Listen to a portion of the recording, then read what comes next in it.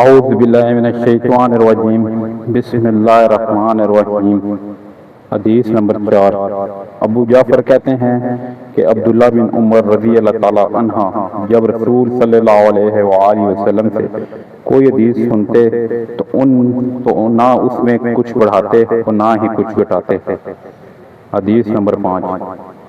ابو الدرداء رضی اللہ تعالیٰ عنہ کہتے ہیں کہ رسول صلی اللہ علیہ وآلہ وسلم ہمارے پاس آئے، ہم اس وقت غربت، افلاس اور فقر کا تذکرہ کر رہے تھے اور اس سے ڈر رہے تھے۔ آپ صلی اللہ علیہ وسلم نے فرمایا کہ تم لوگ فقر سے ڈرتے ہو، قسم ہے اس ذات کی جس کے ہاتھ میں میری جان ہے، ضرور تم پر دنیا آئندہ ایسی لائی جائے۔ حدیث نمبر 6۔